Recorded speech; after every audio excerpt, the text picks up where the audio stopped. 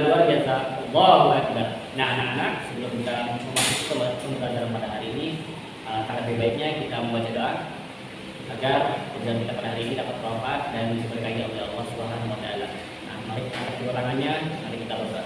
Bismillahirrahmanirrahim. Rabbil ighfir lana wa warhamna waj'alna minas shalihin. Amin amin ya rabbal alamin. Nah, anak-anak sudah tahu hari ini kita belajar apa? Nah, betul. Pada hari ini kita akan belajar tentang makna alam barzakh atau alam kubur. Nah, sebelum kita masuk kepada materi pembelajaran pada hari ini, Bapak ingin mengabsensi kehadiran kalian. Nah, absen yang pertama Muhammad dan Diat Nazar. Nah, semangat kamu pagi hari ini ya nak. Yang kedua Ibadul Haq. Nah, kamu juga semangat, pertahankan semangat kamu sampai pembelajaran selesai ya anak. Nah, berarti pada hari ini semua siswa hadir ya. Nah, anak-anak masih ingat kita minggu kemarin belajar tentang apa? Ayo, Bapak yakin pasti di antara kalian semua pasti ada yang ingat. Nah, coba sebutkan. Nah, betul. Kemarin kita belajar tentang sifat-sifat Allah melalui Asmaul Husna. Nah, apa saja yang kita pelajari? Yaitu sifat-sifat Allah Al-Muhyi, Al-Mumit, dan Al-Ba'is. Nah, sesuai dengan materi pada hari ini, kita akan belajar tentang makna alam barzakh atau alam kubur. Nah, alam barzakh atau alam kubur ini adalah alam masa depan kita, ya anak-anak, di mana setiap manusia pasti akan menjalaninya. Nah, itu. Nah, Allah Subhanahu wa taala anak-anak juga telah memberitakan kepada seluruh makhluk hidup bahwa setiap jiwa akan merasakan kematian. Hanya Allah Subhanahu wa taala yang hidupnya kekal. Karena Allah memiliki sifat apa? Nah, betul dan sejatinya Allah Subhanahu wa taala memiliki sifat yang namanya sifat baqa atau hidup kekal. Nah, semua makhluk pasti akan mati kecuali Allah. Semua makhluk akan mati tanpa terkecuali. Kematian seseorang merupakan perjalanan hidup ke alam selanjutnya setelah melalui alam ruh, alam kandungan, alam dunia, kemudian alam barzakh sebelum kita melalui alam yang sejatinya alam paling kekal, yaitu alam akhirat. Nah, baiklah hari ini kita anak-anak, hari ini kita akan belajar tentang yang pertama. Mari mengenal makna alam barzakh atau alam kubur dan hikmah mengenali alam barzakh atau alam kubur. Nah, yang pertama, makna alam barzakh secara bahasa. Ada yang tahu anak-anak? Atau kemarin sudah ada yang belajar? Apa itu alam barzakh? Nah, betul anak-anak. Makna alam barzakh secara bahasa adalah berarti penghalang atau pemisah antara kedua hal atau dua alam. Kemudian anak-anak, secara istilah, ayo siapa yang tahu? Mungkin Ibad tahu? Nah, betul sekali Ibad. Alam barzakh adalah jarak pemisah antara akhir kehidupan duniawi dan akan memulai kehidupan ukhrawi atau kehidupan akhirat. Nah, anak-anak, alam ini juga disebut dengan alam barzakh yang menjadi perantara antara dunia dan akhirat. Alam ini juga disebut dengan alam kubur. Nah, anak-anak jangan sampai salah mengartikan bahwa alam kubur adalah tempat jenazah dimakamkan atau liang lahat tempat mayit dikebumikan atau dimakamkan tadi. Nah, sejatinya yang dimaksud dengan alam kubur atau alam barzakh adalah tempat di mana penempatan seluruh ruh manusia, bukan jenazahnya, di mana mereka menunggu hari kiamat atau hari kebangkitan nanti. Nah, yang tempat menjadi tempat mayit atau jenazah dimakamkan itu adalah kubur, bukan alam kubur atau alam barzakh. Ya anak-anak sudah mengerti apa itu perbedaan antara alam barzakh atau alam kubur dengan kuburnya. Ya anak jangan sampai salah mengartikannya anak-anak. Ingat bahwa alam barzakh adalah tempat penempatan ruh manusia atau alam penempatan ruh manusia sebelum menuju ke dunia akhirat, dan kuburnya adalah tempat di mana mayat dikebumikan atau dimakamkan. Nah, di alam barzakh ini anak-anak, seluruh ruh manusia akan menghadapi pertanyaan dari malaikat. Nah, malaikat siapa yang akan menanyakan akan bertanya di alam barzah nanti, yang akan menanyakan kepada kita. Ada yang tahu? Ada yang tahu? Nah, betul sekali anak-anak. Yang akan malaikat yang akan menanyakan kita di alam barzah nanti ada dua. Yang pertama siapa? Yang pertama ada malaikat Munkar Nakir dan malaikat Munkar dan malaikat Nakir. Nah, kesenangan atau kemudahan atau kesulitan dari pertanyaannya tergantung dengan derajat keimanan atau amal soleh yang telah kita lakukan di dunia. Nah, alam barzah merupakan tempat penyucian atau pensucian jiwa dari orang-orang yang beriman untuk meringankan perhitungan mereka di alam akhirat nanti. Nah, anak-anak, di alam barzah ini kalau ada orang yang melakukan banyak dosa di dunia, melakukan kesalahan dan menjauhkan dirinya dari ajaran Allah Subhanahu wa taala, nah maka ia akan mendapatkan siksa yang berat sampai ia merasakan begitu kesakitan, penderitaan di alam barzah nanti. Itu akan disiksa oleh malaikat Munkar Nakir jika mereka tidak bisa menjawab pertanyaan-pertanyaan dari malaikat Munkar Nakir. Nah, orang yang tinggal di alam barzah ini anak-anak selain menghadapi pertanyaan atau penyiksaan dari malaikat Munkar dan Nakir, mereka juga akan merasakan atau menghadapi beberapa hal yang menyesakkan, bahkan hal yang menjijikkan. Nah, ia akan tersiksa akibat dari perbuatannya sendiri, teman-teman, semasa dunia.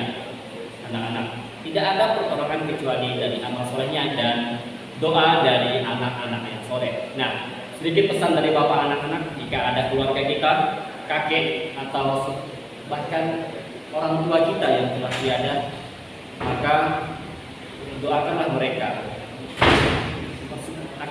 Karena sejatinya doa dari anak-anak soleh dapat membantu orang tua kita atau keluarga kita di alam barzah nanti. Semoga orang yang telah tiada dapat mendapatkan alam kuburnya dan diterangi dan diterangi oleh doa-doa orang yang mendoakannya. Nah, kemudian anak-anak, di antara perbuatan manusia yang dapat menyebabkan mengakibatkan ia mendapat siksa di alam barzah nanti ada berapa ya? Ayo anak-anak, ada yang tahu? Nah, betul Iban. Nah, yang pertama itu ada 7 Iban. Yang pertama tahu? Ada yang tahu? Nah, anak-anak, yang pertama adalah tidak bersuci setelah buang air kecil. Yang kedua yaitu mengadu domba. Nah, anak-anak jangan sampai mengadu domba ya. Yang maksud dengan mengadu domba ini bukan dombanya yang diadu ya anak-anak.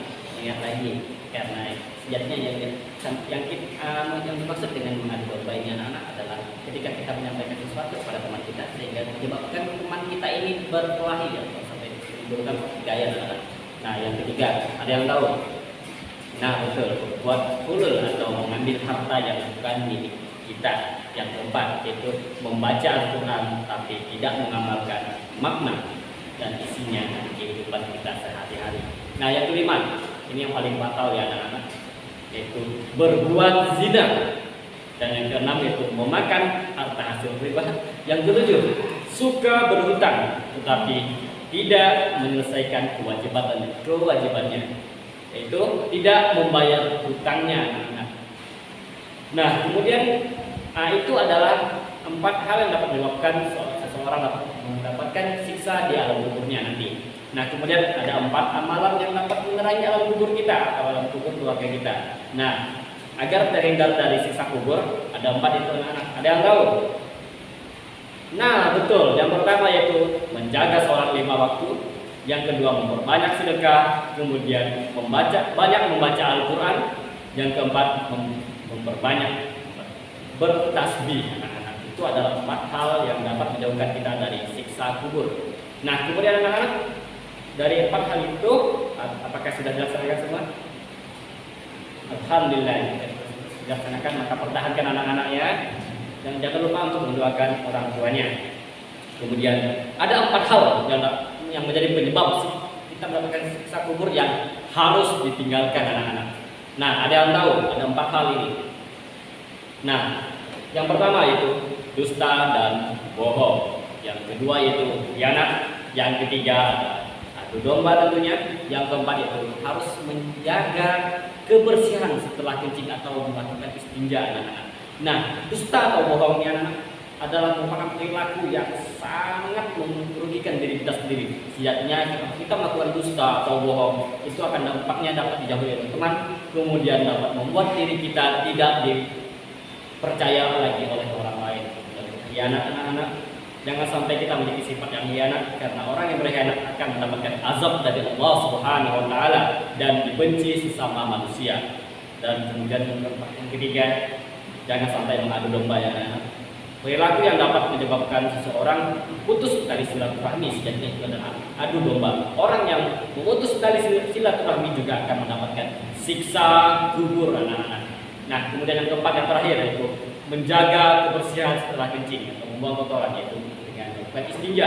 Nah, sebagaimana anjuran Rasulullah SAW dalam sabdanya, jika melakukan istinja atau membersihkan kemaluan setelah buang air kecil atau air besar, jangan sampai ada sisanya.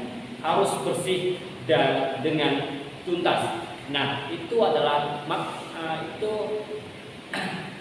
empat hal yang harus kita lakukan agar terhindar dari siksa kubur anak-anak ya. Nah, anak-anak, dari materi mengenal alam bawah sadar kubur ini, apakah ada yang ditanyakan atau sudah mengerti semuanya? Nah, kalau kalian ada yang ingin bertanya, maka Bapak yang akan bertanya. Nah, anak-anak coba sebutkan apa tadi yang dimaksud, apa perbedaan dari alam barzah dan alam kubur yang Bapak alam barzah dan kubur yang Bapak sampaikan tadi. Nah, betul. Alam barzah adalah alam di mana penempatan ruh dari manusia yang telah meninggal, sambil ia menunggu hari kiamat sampai hari kiamat nanti atau hari kebangkitan. Nah, yang dimaksud dengan kubur tadi anak-anak itu sekali adalah tempat di mana si jenazah atau si mayit dimakamkan. Nah, anak-anak, selanjutnya kita akan belajar tentang hikmah dari mengenal alam barzah dan alam kubur anak-anak. Nah, hikmah yang pertama, apakah tahu apa? Pasti ada yang baca semalam kan? Nah, ini ada berapa? Betul sekali, ada 7. Nah, mari kita sebutkan bersama-sama ya. Yang pertama yaitu kubur merupakan tempat yang sempit, maka perluaslah dengan silaturahmi. Kubur merupakan tempat yang gelap, maka terangilah dengan sholat tahajud. Nah, untuk yang hikmah yang ketiga yaitu kubur merupakan tempat yang sepi, maka ramaikanlah dengan banyak-banyak membaca ayat Al-Quran. Kemudian yang kelima anak-anak, ya, kemudian yang keempat ya, tadi sudah 3, yang keempat itu kubur merupakan tempat yang sangat menjijikan, karena sejatinya di kubur itu banyak sekali menjijikan. Yang pertama, contohnya itu cacing. Nah, maka kubur itu merupakan tempat yang menjijikan kan? Maka teracunilah binatang yang menjijikan ini dengan amal soleh kita. Nah, kemudian kubur merupakan tempat malaikat bertanya, maka persiapkanlah jawaban kita dengan la ilaha illallah. Kemudian makna yang keenam yaitu dunia masa menanam, kemudian akhirat adalah masa memanen. Apa yang kita tanamkan yaitu amal soleh kita dan kebaikan-kebaikan kita yang telah kita lakukan di dunia, maka hasilnya akan kita panen di akhirat nanti. Kemudian hikmah yang terakhir yaitu kehidupan dunia sementara, karena kehidupan yang kekal nanti adalah kehidupan di alam akhirat. Nah, itu adalah hikmah-hikmah dari mengenal alam barzah atau alam kubur anak-anak. Sampai di sini apakah ada yang ditanyakan? Nah, baik, jika tidak ada yang bertanya, maka tutup pembelajaran kita pada hari ini. Nah, sebelum kita tutup pembelajaran, kita berdoa untuk kajian agama kita. Doa. Bismillahirrahmanirrahim. Wal asri innal insana lafi khusr illa alladziina aamanu wa 'amilus shalihati wa tawassaw bil haqqi wa tawassaw bis sabr. Amin amin ya rabbal alamin. Assalamualaikum warahmatullahi wabarakatuh.